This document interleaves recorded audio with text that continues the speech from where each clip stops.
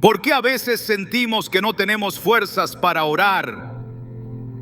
Hay momentos en los que nos arrodillamos, pero nuestras palabras se quedan atrapadas en el silencio y nuestra mente divaga entre preocupaciones y distracciones. Esto no es casualidad. En Efesios 6:12 se nos recuerda: porque no tenemos lucha contra sangre y carne, sino contra principados, contra potestades, contra los gobernadores de las tinieblas de este siglo. Existen fuerzas invisibles que buscan robar nuestra energía y alejarnos de la comunión con Dios. Hoy te mostraremos cómo identificar a estos 4 ladrones silenciosos que desgastan tu espíritu, te debilitan y te impiden acercarte al Señor en oración.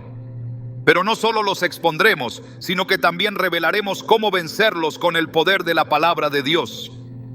Si sientes que últimamente tu vida de oración se ha enfriado, quédate con nosotros, porque hoy descubrirás cómo recuperar la fuerza para buscar a Dios con todo tu corazón.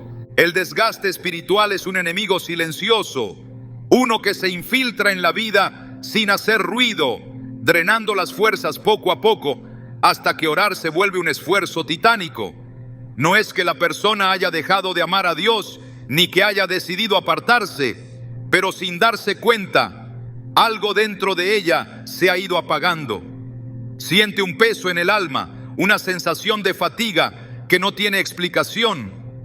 Y cuando intenta orar, las palabras se escapan, la mente se nubla y el corazón no responde como antes. Es en esos momentos cuando muchos se preguntan: ¿por qué me siento así? ¿Por qué no logro encontrar la fuerza para buscar a Dios como antes? La Biblia nos advierte que no luchamos contra carne ni sangre, sino contra fuerzas espirituales que operan en las sombras, robando la energía de aquellos que desean estar cerca de Dios. Efesios 6:12 lo deja claro: porque no tenemos lucha contra sangre y carne, sino contra principados, contra potestades, contra los gobernadores de las tinieblas de este siglo, contra huestes espirituales de maldad en las regiones celestes.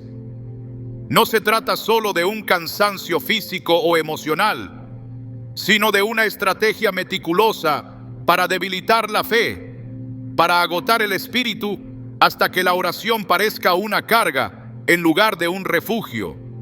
Y cuando la oración se enfría, todo lo demás se desmorona. La paz desaparece, la ansiedad se instala, el discernimiento se nubla y la voz de Dios se vuelve distante. En la Biblia encontramos a muchos siervos de Dios que pasaron por esta batalla. Elías, después de haber experimentado una de las manifestaciones más poderosas del poder divino en el Monte Carmelo, huyó al desierto completamente agotado. Su espíritu estaba tan desgastado que incluso deseó la muerte. En 1 Reyes 19:4, él mismo dice: basta ya, oh Jehová, quítame la vida, pues no soy mejor que mis padres.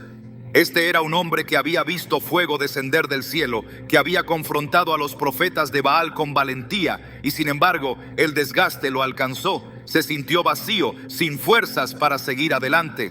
Si un profeta como Elías llegó a este punto, ¿cuánto más puede afectar este desgaste a cualquier creyente? El enemigo no siempre ataca con tentaciones evidentes o con pruebas abrumadoras. A veces, lo único que necesita hacer es desgastar, consumir poco a poco la energía, hasta que el espíritu esté tan debilitado que la persona no tenga voluntad de luchar. Daniel 7:25 nos advierte que una de las estrategias del enemigo en los últimos tiempos será agotar a los santos del Altísimo. No dice que los destruirá de inmediato, sino que los desgastará. Esta es una guerra de resistencia, donde el enemigo no busca un golpe final, sino una erosión lenta y constante que haga que el creyente pierda el deseo de orar. Este desgaste puede venir disfrazado de muchas formas. A veces es un exceso de responsabilidades que deja el alma sin espacio para la comunión con Dios. Otras veces es un agotamiento emocional, una carga de preocupaciones que absorbe cada pensamiento hasta que no queda energía para la vida espiritual. Hay quienes se sienten tan drenados por las luchas diarias que cuando intentan orar, su mente se llena de preocupaciones en lugar de palabras. Incluso hay momentos en los que el simple acto de abrir la Biblia parece un esfuerzo monumental. No es que no quieran hacerlo, es que algo dentro de ellos se ha apagado. Jesús mismo nos mostró que el desgaste espiritual es real y por eso constantemente buscaba momentos de retiro en la presencia del Padre. Lucas 5:16 nos dice: mas él se apartaba a lugares desiertos y oraba. No era casualidad. Jesús sabía que el desgaste es inevitable cuando se está en batalla y que la única manera de renovar las fuerzas es en la presencia de Dios. Es por eso que vemos a Jesús en oración antes de cada momento crucial de su ministerio. Antes de escoger a sus discípulos, pasó toda la noche orando. Antes de enfrentar la cruz, oró con tal intensidad que su sudor se convirtió en gotas de sangre. Jesús entendía que la oración no era una opción secundaria, sino la fuente de su fortaleza. Y si el Hijo de Dios necesitaba apartarse para orar y renovar su espíritu, ¿cuánto más lo necesitamos nosotros? Pero aquí está la trampa del desgaste. Cuando más necesitamos orar, es cuando menos fuerzas tenemos para hacerlo. Es una paradoja que muchos han experimentado. Saben que la respuesta está en Dios, que lo único que puede restaurarlos es su presencia, pero al mismo tiempo sienten que no tienen fuerzas para buscarlo. Es como un círculo vicioso en el que cuanto más se desgasta el alma, menos capacidad tiene para recibir lo único que puede restaurarla. Sin embargo, la Biblia nos da una respuesta poderosa para romper este ciclo. Isaías 40:31 nos dice: pero los que esperan a Jehová tendrán nuevas fuerzas, levantarán alas como las águilas, correrán y no se cansarán, caminarán y no se fatigarán. No dice que aquellos que sienten fuerzas serán renovados, sino aquellos que esperan en el Señor. Esto significa que aun cuando el agotamiento sea extremo, la clave está en no rendirse, en permanecer delante de Dios, aunque sea en silencio, aunque sea con un susurro, aunque sea con un simple Señor, aquí estoy. David entendía esto profundamente. En el Salmo 42:5, en medio de su desesperación, se pregunta a sí mismo: ¿por qué te abates, oh alma mía, y por qué te turbas dentro de mí? Espera en Dios, porque aún he de alabarle, salvación mía y Dios mío. Es un recordatorio de que el alma puede sentirse abatida, pero la esperanza en Dios sigue siendo la clave para la restauración. La oración no siempre será un torrente de palabras elocuentes. A veces será solo un gemido, una lágrima, un pensamiento dirigido a Dios en medio del cansancio, y aún así Dios escucha. Romanos 8:26 nos asegura: y de igual manera el Espíritu nos ayuda en nuestra debilidad, pues qué hemos de pedir como conviene, no lo sabemos, pero el Espíritu mismo intercede por nosotros con gemidos indecibles. El desgaste espiritual no es el final. Es un síntoma de que la batalla es real, pero también una señal de que Dios está dispuesto a renovar las fuerzas de aquellos que se acercan a Él. Elías pensó que su ministerio había terminado, pero Dios lo fortaleció y lo envió de regreso con una nueva misión. Jesús en Getsemaní sintió el peso del mundo sobre sus hombros, pero después de su oración se levantó con determinación para enfrentar la cruz. Lo que el enemigo intenta usar para destruir, Dios lo usa para renovar. No importa cuánto desgaste hayas acumulado, no importa cuán seca se sienta tu alma, Dios sigue siendo la fuente inagotable de vida. Solo necesitas dar un paso, aún en tu debilidad, aún en tu cansancio, porque cuando ya no tienes fuerzas, Dios es quien pelea por ti. El desgaste espiritual no siempre se manifiesta como un cansancio evidente. A veces se presenta de una forma más sutil, infiltrándose en la mente y el corazón hasta apagar el deseo de orar. No es necesario que el enemigo nos ataque con violencia cuando puede distraernos lo suficiente como para alejarnos de la presencia de Dios. Es en los pequeños descuidos, en las interrupciones constantes y en la acumulación de ruido en el alma donde se esconde una de las estrategias más efectivas para debilitar la fe. La distracción no es simplemente una cuestión de falta de disciplina o de administración del tiempo. Es un arma utilizada para mantener a los creyentes ocupados con todo, menos con aquello que realmente fortalece su relación con Dios. Desde el principio de los tiempos, la estrategia del enemigo ha sido desviar la atención del hombre para alejarlo del propósito divino. En el Edén, no fue necesario que la serpiente obligara a Eva a pecar. Bastó con que la hiciera fijarse en aquello que Dios le había dicho que no tocara. Génesis 3:6 nos muestra que Eva vio que el árbol era bueno para comer, agradable a los ojos y deseable para alcanzar la sabiduría. Su mirada se apartó de la instrucción de Dios y se dirigió hacia lo que parecía atractivo. La distracción no solo fue momentánea, sino que tuvo consecuencias eternas. Cuando la atención de una persona se aparta de lo que Dios ha establecido, inevitablemente termina tomando decisiones que la alejan de su presencia. Las distracciones no siempre se presentan como algo negativo en sí mismo. En muchas ocasiones son cosas legítimas: responsabilidades, trabajo, familia, proyectos personales. Sin embargo, cuando ocupan el lugar que le pertenece a Dios, se convierten en un obstáculo para la oración. Marta experimentó esta lucha de manera evidente cuando Jesús visitó su casa. Mientras su hermana María se sentaba a los pies del Maestro, Marta estaba preocupada con los quehaceres, atrapada en la urgencia de la rutina. Lucas 10:41-42 registra la respuesta de Jesús cuando ella se quejó porque María no la ayudaba. Marta, Marta, afanada y turbada estás con muchas cosas, pero solo una cosa es necesaria, y María ha escogido la buena parte, la cual no le será quitada. El problema de Marta no era su deseo de servir, sino su incapacidad de discernir lo que realmente importaba en ese momento. La mente humana es un campo de batalla constante. Pensamientos dispersos, preocupaciones diarias y la avalancha de información que inunda cada instante de la vida pueden convertir la oración en un desafío. En Mateo 6:6, Jesús dio una instrucción clara: mas tú, cuando ores, entra en tu aposento y cerrada la puerta, ora a tu Padre que está en secreto.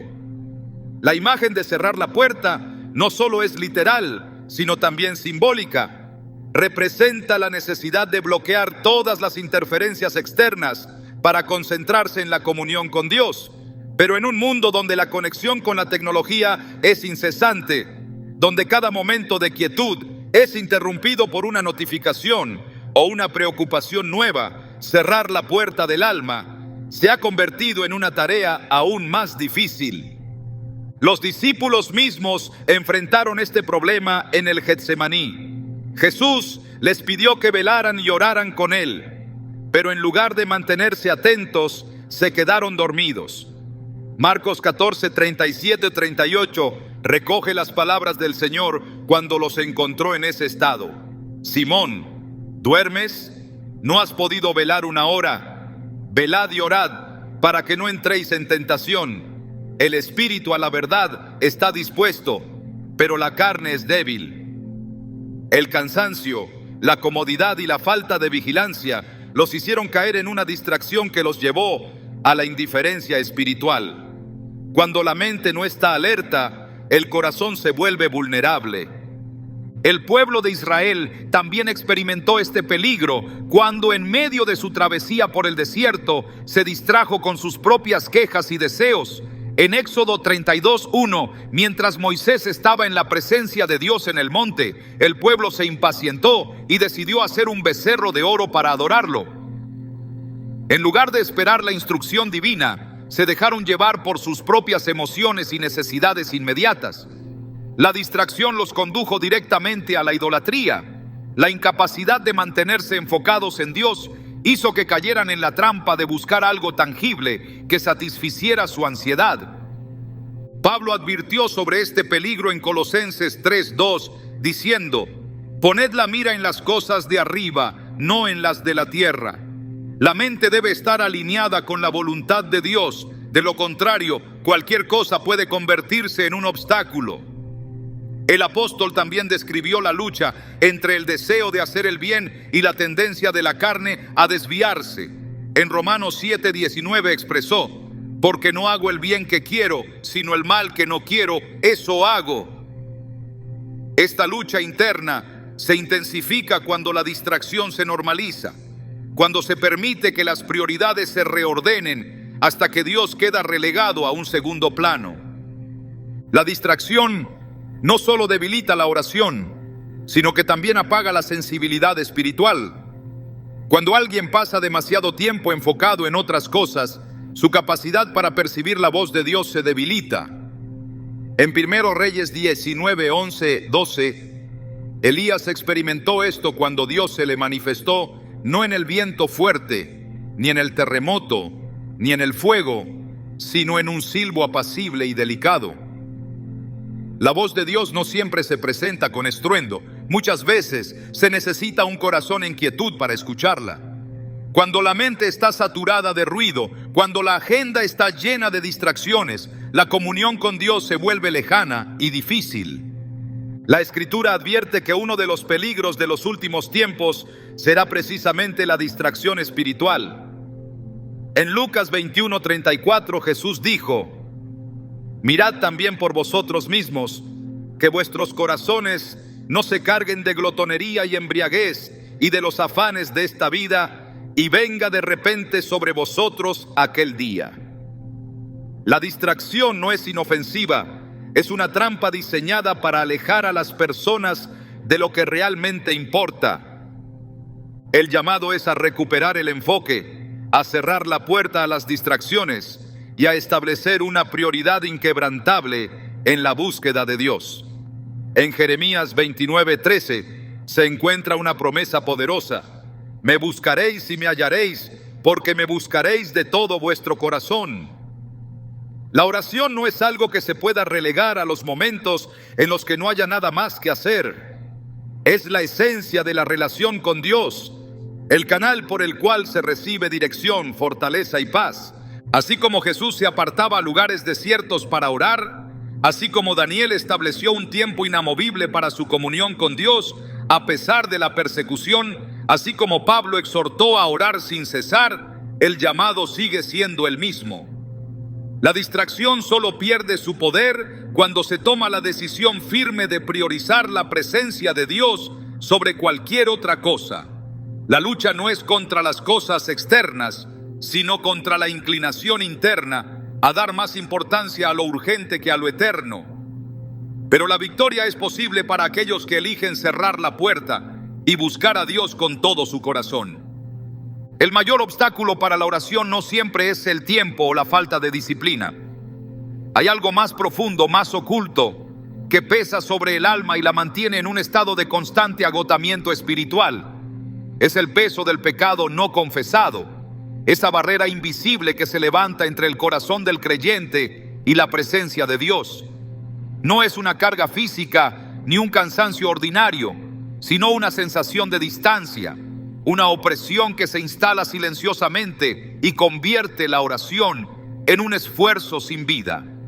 La comunión con Dios se vuelve difícil, las palabras parecen vacías y el espíritu pierde su fervor.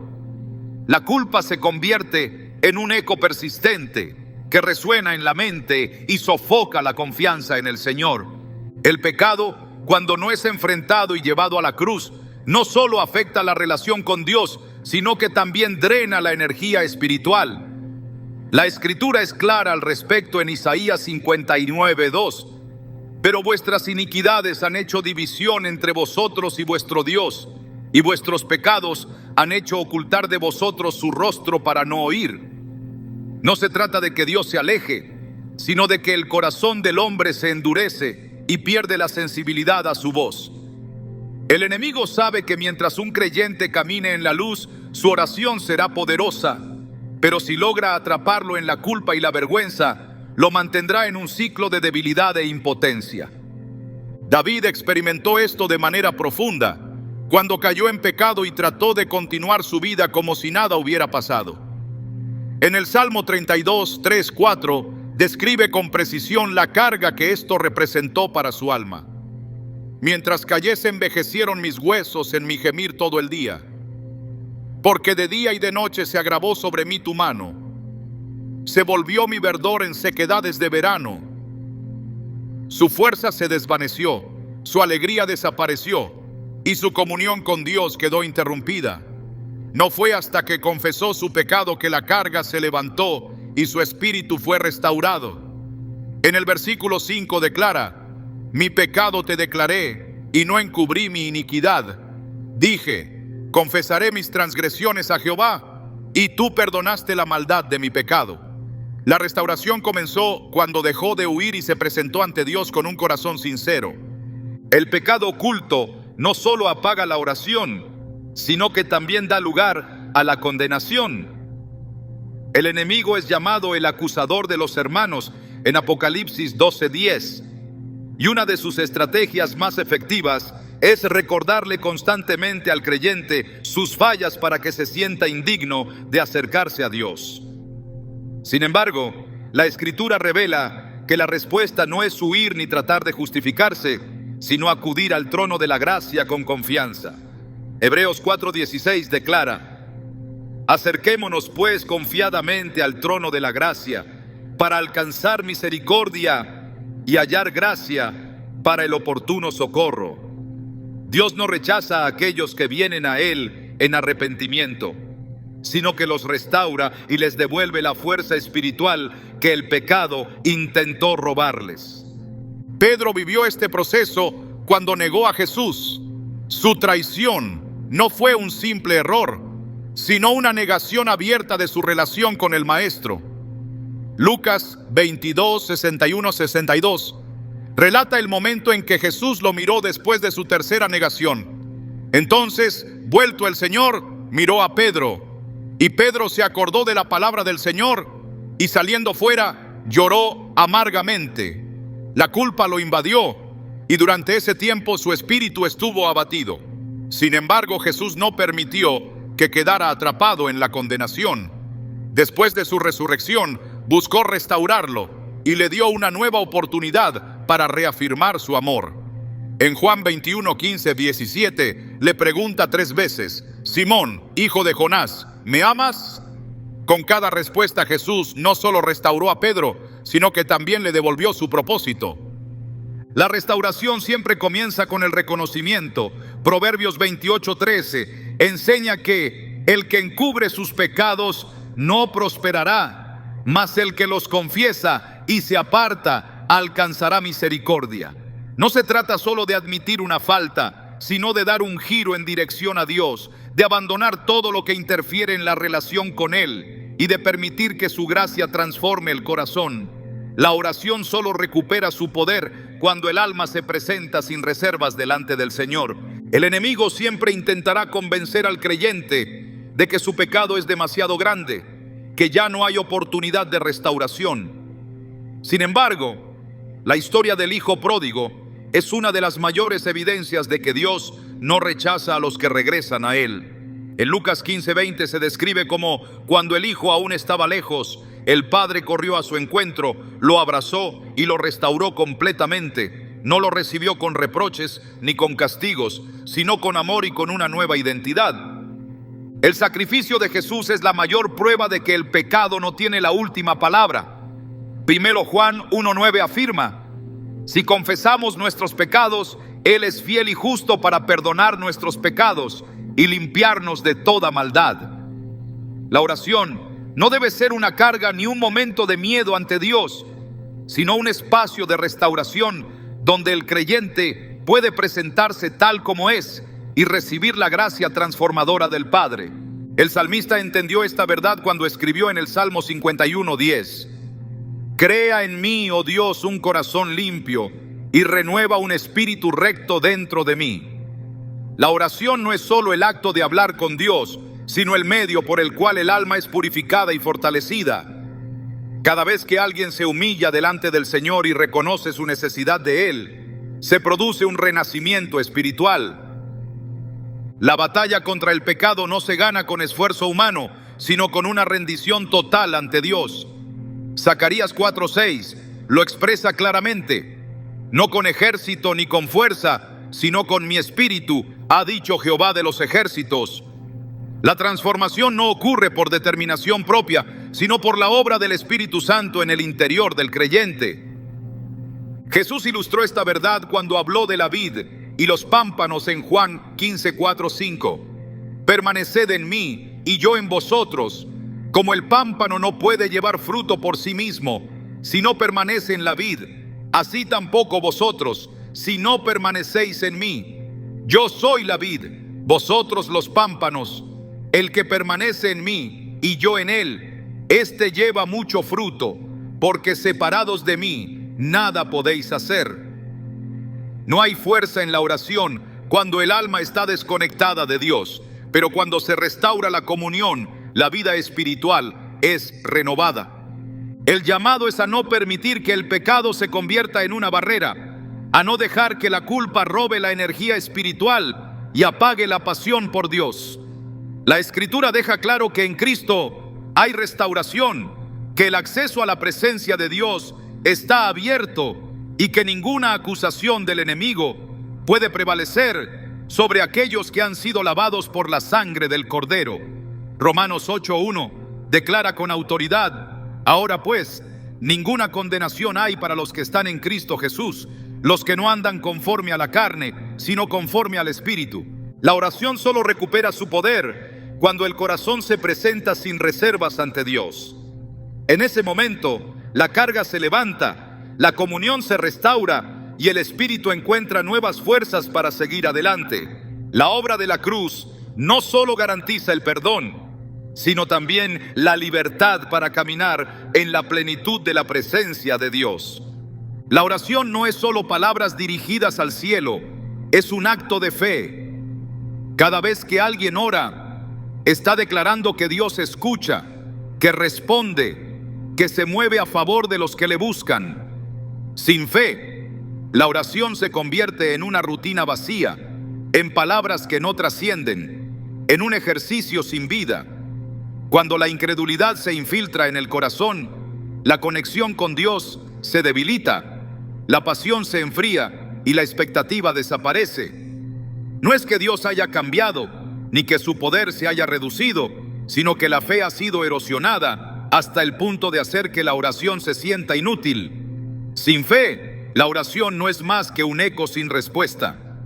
La incredulidad no siempre se manifiesta con un rechazo abierto a Dios. A veces se disfraza de resignación, de un acostumbramiento a la falta de respuestas, de una oración que se hace más por costumbre que por convicción. Cuando Jesús caminó entre los hombres, la fe fue el factor que determinó quiénes recibían milagros y quiénes no. En Marcos 6, 5, 6 se describe un momento impactante. Y no pudo hacer allí ningún milagro, salvo que sanó a unos pocos enfermos, poniendo sobre ellos las manos. Y estaba asombrado de la incredulidad de ellos. La incredulidad limitó la manifestación del poder de Dios, no porque Él haya perdido su capacidad de obrar, sino porque la fe es el canal a través del cual su poder se mueve. La diferencia entre una oración contestada y una que parece perderse en el vacío no está en Dios, sino en la disposición del corazón que ora. Abraham es llamado el padre de la fe, no porque nunca dudó, sino porque aún en la incertidumbre eligió creer. Romanos 4, 20, 21 lo describe con claridad. No dudó por incredulidad de la promesa de Dios, sino que se fortaleció en fe, dando gloria a Dios, plenamente convencido de que era también poderoso para hacer todo lo que había prometido. No vio la respuesta de inmediato, no tuvo garantías visibles, pero su confianza en la fidelidad de Dios lo mantuvo firme. La fe es más que un sentimiento, es una decisión de creer en lo que Dios ha dicho, incluso cuando las circunstancias parecen contradecirlo. Pedro caminó sobre el agua porque creyó en la palabra de Jesús. Mientras su mirada estuvo puesta en él, desafió lo imposible, pero en el momento en que permitió que el miedo y la duda tomaran el control, comenzó a hundirse. Mateo 14:31 registra la respuesta de Jesús cuando lo salvó. Hombre de poca fe, ¿por qué dudaste? No fue el viento ni las olas lo que hizo que Pedro cayera, sino la incredulidad que se infiltró en su corazón. La duda no necesita grandes argumentos para debilitar la fe. Solo necesita un pequeño espacio, una mínima apertura, para comenzar a robar la certeza de que Dios es capaz. La oración sin fe es como una semilla que nunca se planta. Santiago 1, 6, 7 lo expresa con contundencia. Pero pida con fe, no dudando nada, porque el que duda es semejante a la onda del mar, que es arrastrada por el viento y echada de una parte a otra. No piense pues quien tal haga, que recibirá cosa alguna del Señor. La fe no es una opción secundaria en la oración, es la base sobre la cual toda petición es levantada.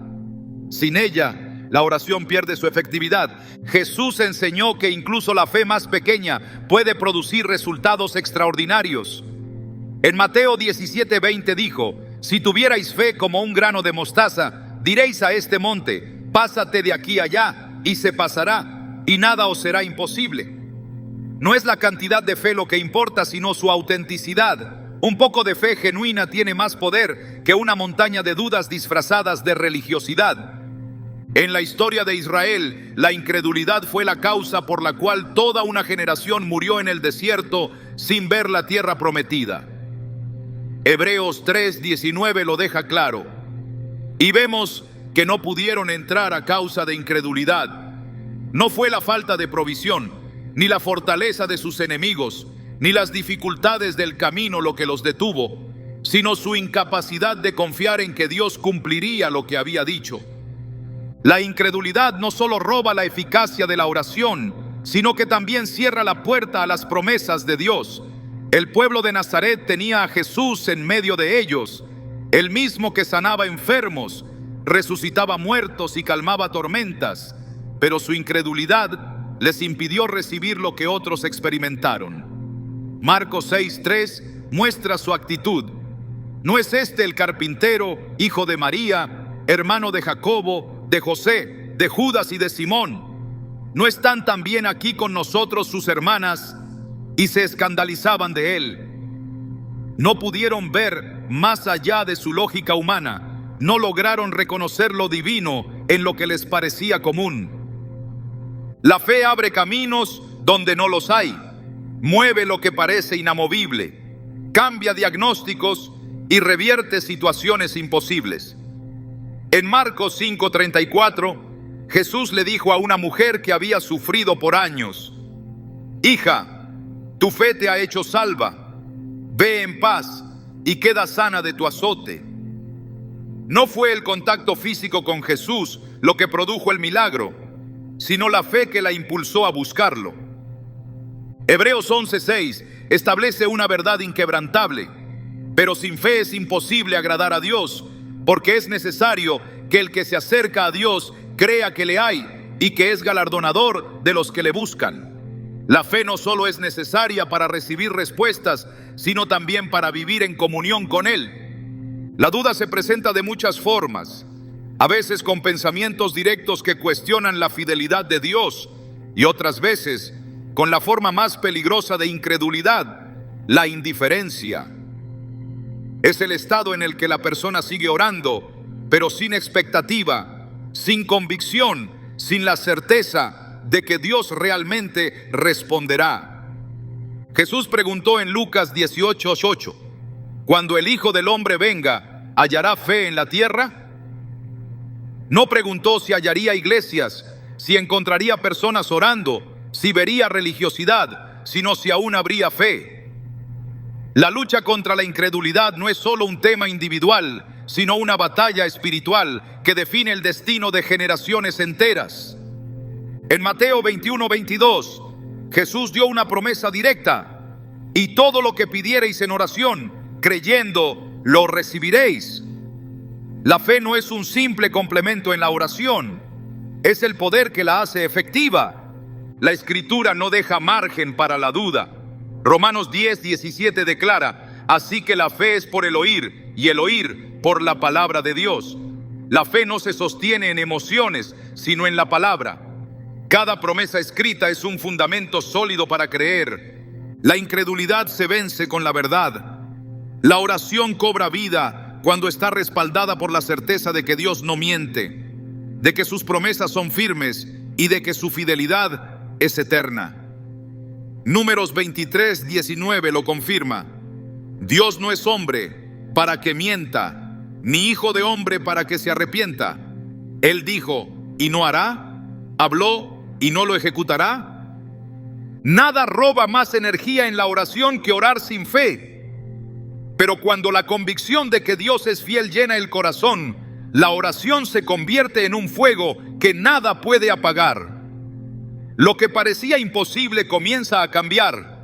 Lo que estaba detenido empieza a moverse. Y lo que el enemigo intentó apagar es encendido con un poder aún mayor. La fe no solo transforma la oración, transforma la vida entera.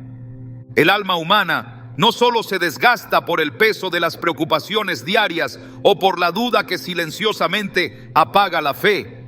Hay heridas invisibles, cicatrices en lo profundo del corazón que drenan la fuerza espiritual y vuelven la oración en un esfuerzo difícil de sostener. El dolor no tratado se convierte en una barrera, en una carga que oprime y en un peso que el espíritu no puede ignorar. A veces, el obstáculo para orar no es la falta de voluntad, sino una herida que no ha sanado, un resentimiento que aún arde, una decepción que ha dejado grietas en la confianza. La vida espiritual no está separada de las emociones, y cuando el corazón está herido, la relación con Dios también se ve afectada. El sufrimiento no es un concepto ajeno a la Escritura. Desde el principio, la humanidad ha llevado en sí las marcas de la caída, las consecuencias del pecado, las pérdidas, los rechazos y las traiciones. Job, un hombre que caminaba en rectitud, experimentó la devastación en su vida de una manera tan profunda que llegó a desear no haber nacido. En Job 3:11 expresó su angustia diciendo: ¿por qué no morí yo en la matriz o expiré al salir del vientre? Sus palabras reflejan la carga de un alma golpeada por el dolor, una sensación que consume la energía espiritual y deja al alma sin fuerzas para clamar. Cuando el sufrimiento no es llevado ante Dios, se transforma en un muro que impide la comunión con Él. El salmista también expresó el peso de una herida que no sana, un dolor que se lleva en el interior y que apaga la oración. En el Salmo 42:3 escribió: fueron mis lágrimas mi pan de día y de noche, mientras me dicen todos los días, ¿dónde está tu Dios? La aflicción no solo afecta el corazón, sino que también siembra dudas, debilita la fe y convierte la relación con Dios en un terreno árido.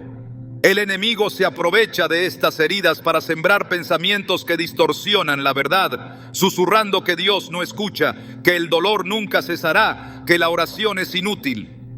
El rechazo es una de las heridas más profundas que una persona puede experimentar.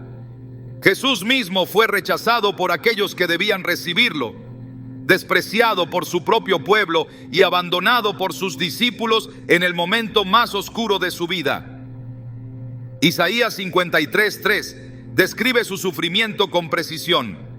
Despreciado y desechado entre los hombres, varón de dolores, experimentado en quebranto, y como que escondimos de él el rostro, fue menospreciado y no lo estimamos. Si el Hijo de Dios pasó por el camino del rechazo y el abandono, si él mismo conoció la profundidad del dolor, no hay herida en el corazón humano que él no pueda sanar. Las heridas emocionales no solo causan sufrimiento, sino que también se convierten en fortalezas que impiden la oración. La amargura enraizada en el alma endurece el corazón y lo aleja de la presencia de Dios. Hebreos 12:15 advierte sobre este peligro. Mirad bien, no sea que alguno deje de alcanzar la gracia de Dios, que brotando alguna raíz de amargura os estorbe, y por ella muchos sean contaminados.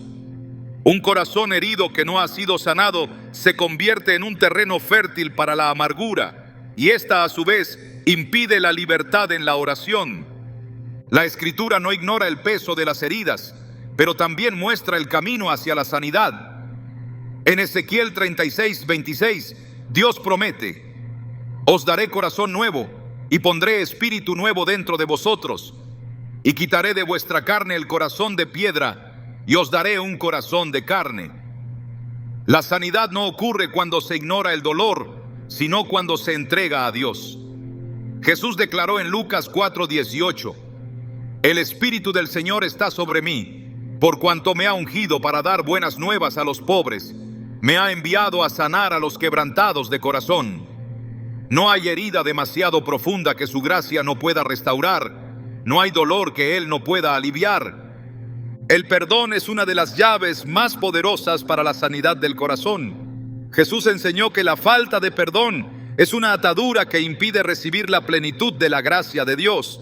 En Mateo 6:14-15 dijo: porque si perdonáis a los hombres sus ofensas, os perdonará también a vosotros vuestro Padre Celestial. Mas si no perdonáis a los hombres sus ofensas, tampoco vuestro Padre os perdonará vuestras ofensas. El resentimiento se convierte en una prisión y la única forma de romper sus cadenas es a través del perdón. La sanidad emocional y la oración están profundamente conectadas. David clamó en el Salmo 51:10: crea en mí, oh Dios, un corazón limpio y renueva un espíritu recto dentro de mí. La restauración comienza en el corazón, y cuando el alma es sanada, la oración vuelve a fluir con libertad.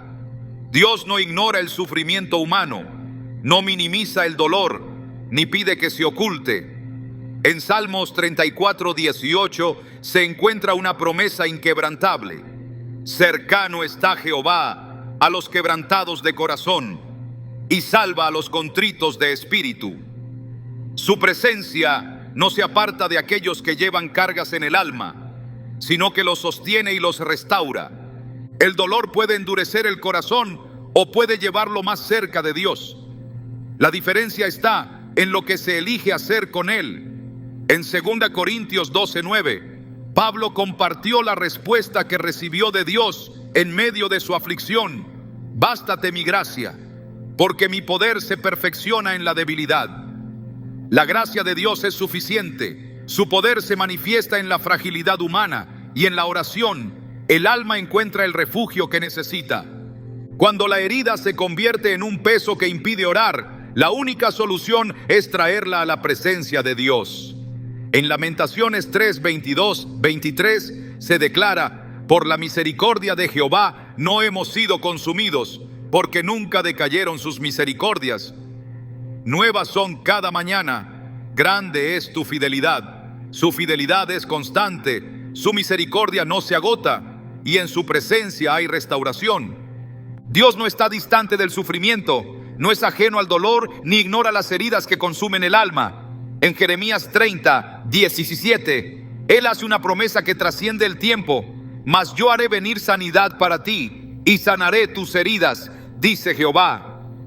La sanidad no es solo un concepto, es una realidad disponible para aquellos que deciden entregar su dolor en sus manos.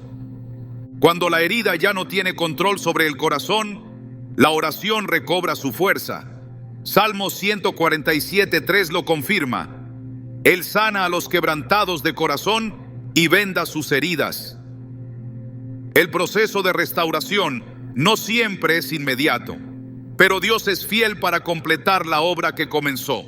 Filipenses 1:6 lo asegura: estando persuadido de esto, que el que comenzó en vosotros la buena obra la perfeccionará hasta el día de Jesucristo.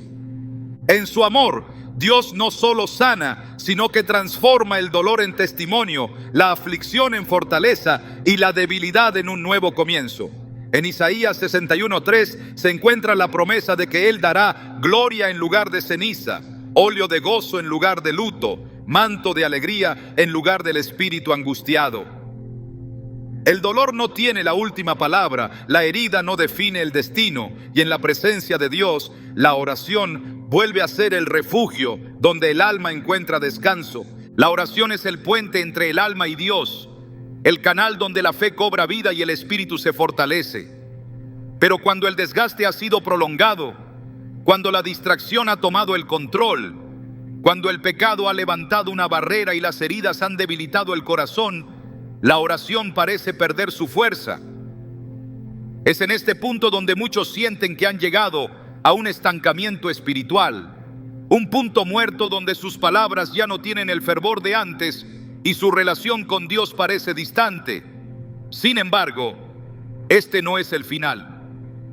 La oración no es un hábito que se desvanece, sino una llama que puede avivarse, una conexión que puede restaurarse con un solo paso en la dirección correcta. El alma no se renueva por sí sola, es Dios quien restaura, quien levanta y quien insufla nueva vida en aquellos que han perdido las fuerzas. Isaías 40:29 declara: Él da esfuerzo al cansado y multiplica las fuerzas al que no tiene ningunas. No importa cuán desgastado esté el espíritu, no importa cuán lejos parezca estar Dios, la restauración siempre es posible. La oración no es solo para los fuertes, sino especialmente para los quebrantados, para aquellos que han llegado al límite de su resistencia y necesitan ser renovados desde lo más profundo. David entendió esto cuando clamó en el Salmo 51:12: Vuélveme el gozo de tu salvación, y espíritu noble me sustente. Había caído, había sido consumido por su propio pecado, pero supo que Dios podía restaurar lo que parecía perdido. Su oración no fue un acto de resignación, sino un clamor por renovación. La respuesta de Dios fue inmediata. No solo lo perdonó, sino que lo levantó y le devolvió el propósito que había estado a punto de perder. La restauración espiritual comienza con un reconocimiento sincero de la necesidad de Dios. No es un esfuerzo humano ni una fórmula religiosa, sino una entrega total a su poder transformador. Jeremías 29:13 contiene una promesa inquebrantable: Me buscaréis y me hallaréis, porque me buscaréis de todo vuestro corazón. No se trata de repetir palabras vacías, sino de un regreso genuino a la presencia de Dios, un anhelo profundo de volver a experimentar su voz, su dirección y su paz. Jesús ilustró esta verdad con la parábola de la vid y los pámpanos. En Juan 15:4 dijo: Permaneced en mí y yo en vosotros. Como el pámpano no puede llevar fruto por sí mismo si no permanece en la vid, así tampoco vosotros si no permanecéis en mí. La conexión con Dios no se basa en el esfuerzo humano, sino en permanecer en Él, en no alejarse de su presencia ni intentar avanzar con las propias fuerzas. Cuando el espíritu se rinde completamente a Dios, la oración deja de ser una carga y vuelve a ser un deleite, una fuente de fortaleza y renovación. Los discípulos experimentaron esta transformación cuando fueron llenos del Espíritu Santo en Pentecostés.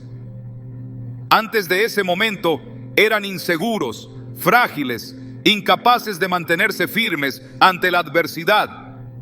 Pero Hechos 2:4 registra el punto de cambio.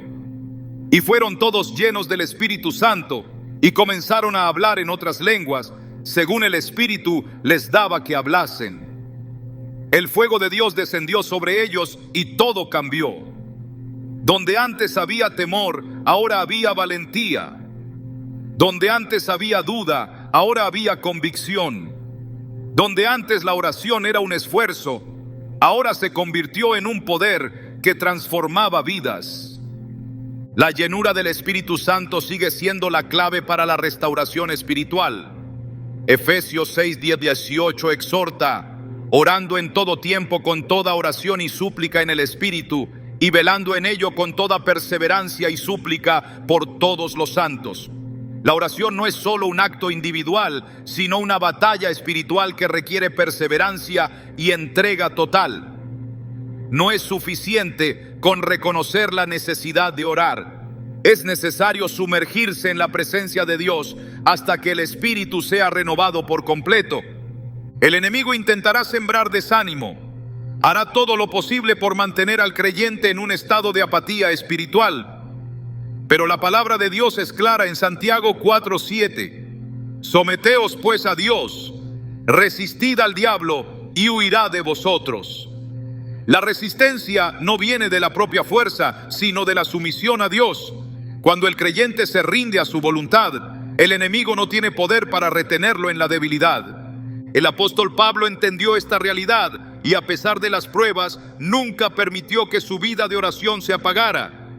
En 2 Corintios 4:16 escribió: por tanto, no desmayamos.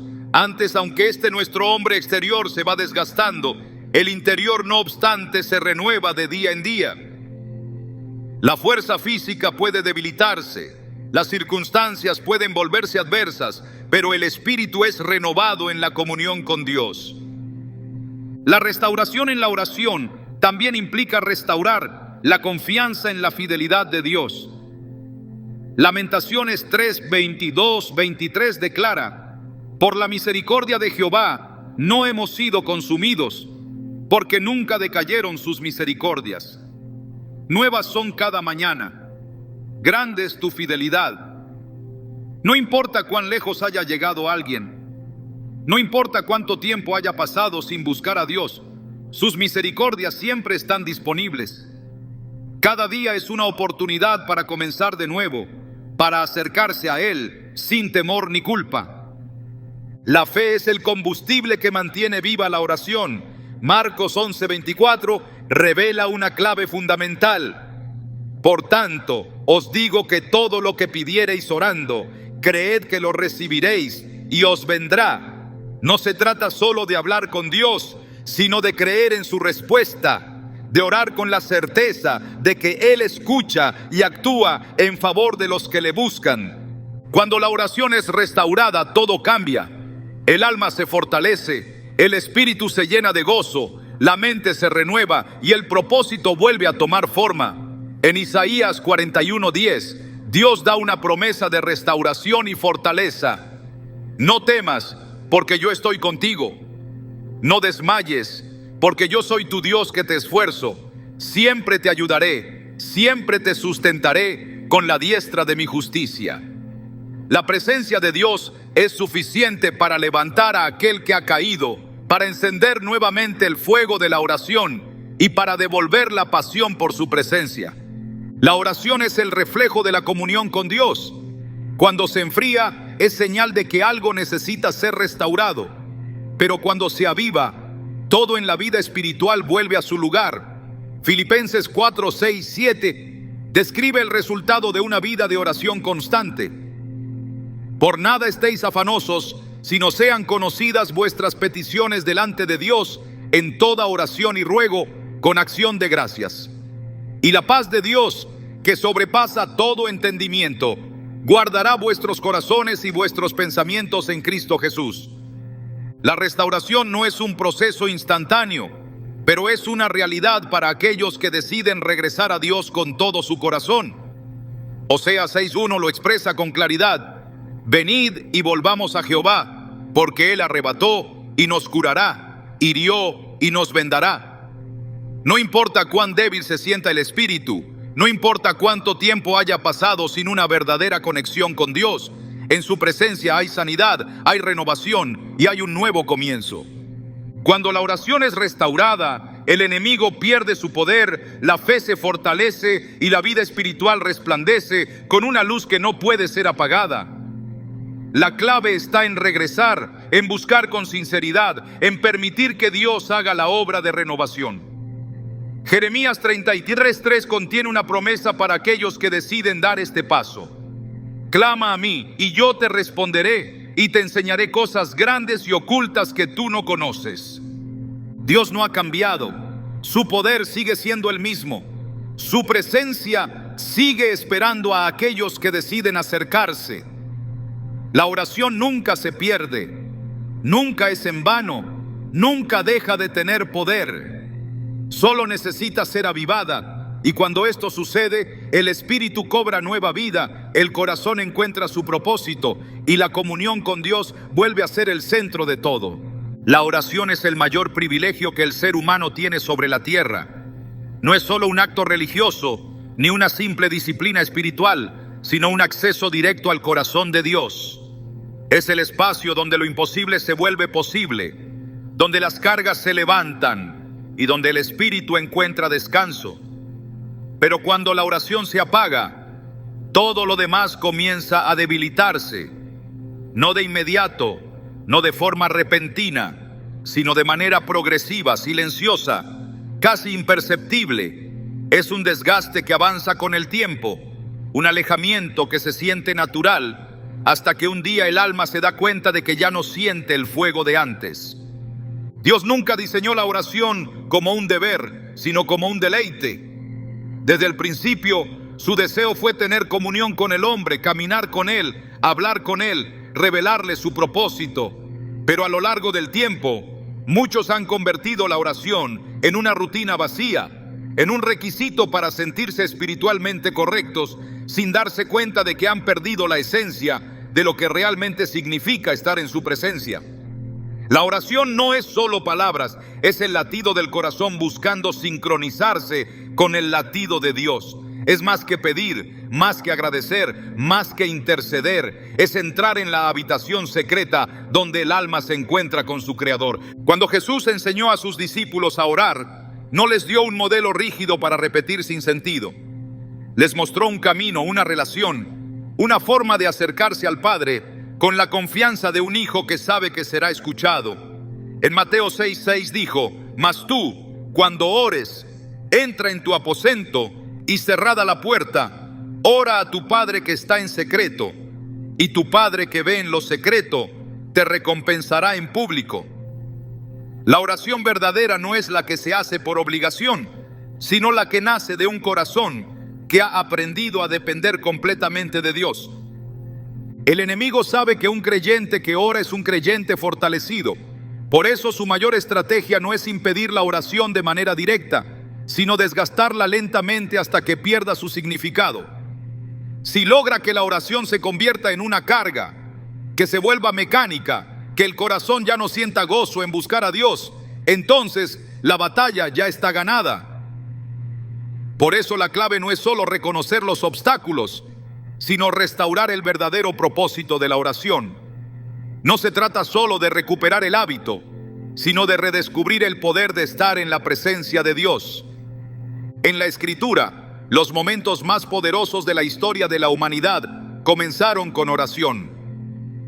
Moisés intercedió en lo alto del monte y el destino de Israel fue cambiado. Ana clamó con lágrimas y su vientre estéril fue abierto.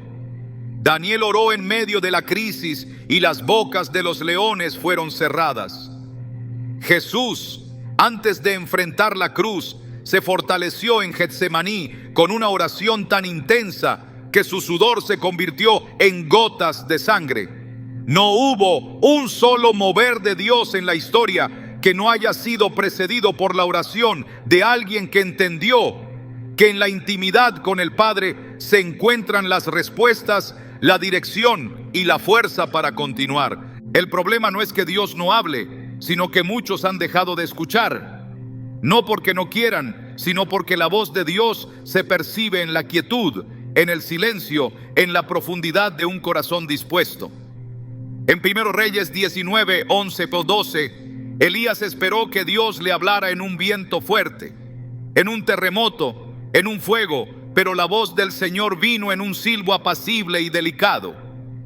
La oración no es solo hablar, sino también aprender a callar para escuchar. No es llenar el tiempo con palabras sin dirección, sino aprender a reconocer la voz que susurra en lo más profundo del alma. La verdadera lucha no es contra el desgaste, la distracción, el pecado o las heridas del alma. La verdadera lucha es contra la desconexión, contra la tendencia natural del ser humano a apartarse de Dios cuando más lo necesita. Pero cada vez que alguien decide regresar, cada vez que un alma se rinde en oración sincera, el cielo responde. Dios nunca ha estado lejos, nunca ha dejado de escuchar, nunca ha cerrado la puerta. No importa cuánto tiempo haya pasado, no importa cuán seca se sienta el alma, siempre hay un camino de regreso. En Jeremías 33:3 está una invitación eterna. Clama a mí y yo te responderé y te enseñaré cosas grandes y ocultas que tú no conoces. No dice que responderá solo a los que han sido constantes, ni a los que nunca han fallado en su vida de oración. No pone condiciones ni establece requisitos complicados. Solo dice, clama a mí. Es una invitación abierta, una puerta que nunca ha sido cerrada. Dios no necesita oraciones perfectas, solo necesita corazones dispuestos. No busca palabras bien estructuradas, sino almas que vengan a Él con sinceridad. No rechaza a los que han fallado, no ignora a los que se han alejado.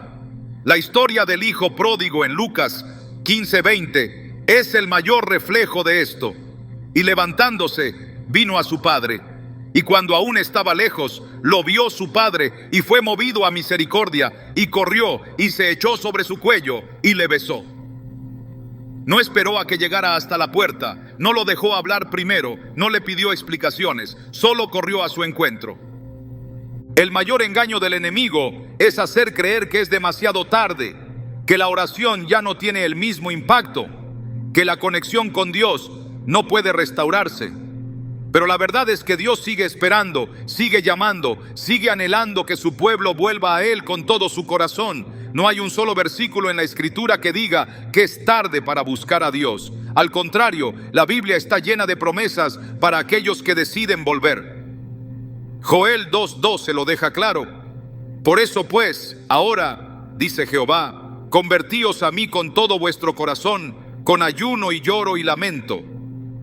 El avivamiento en la vida de un creyente comienza con un regreso genuino a la oración. No con más actividades, no con más conocimiento, no con más esfuerzo humano. Todo comienza en la presencia de Dios.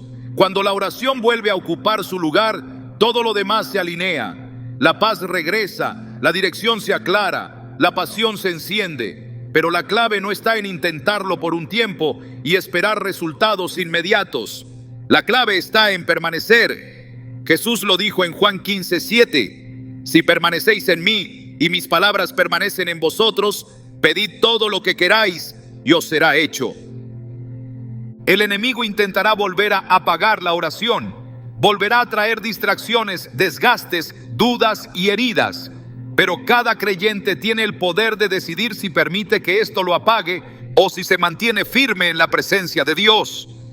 Efesios 6:18 da la clave para permanecer encendidos, orando en todo tiempo con toda oración y súplica en el Espíritu, y velando en ello con toda perseverancia. Dios sigue siendo el mismo, su poder no ha cambiado, su presencia no ha disminuido, su amor no se ha enfriado. Lo único que necesita es que su pueblo regrese a la oración con un corazón sincero, con una fe renovada, con una pasión que no se apaga. La oración es la clave para todo. Es el arma que rompe cadenas, la luz que disipa la oscuridad, la conexión que nunca debió perderse. No hay excusas, no hay barreras, no hay distancias que puedan impedir que un corazón quebrantado sea restaurado en la presencia de Dios.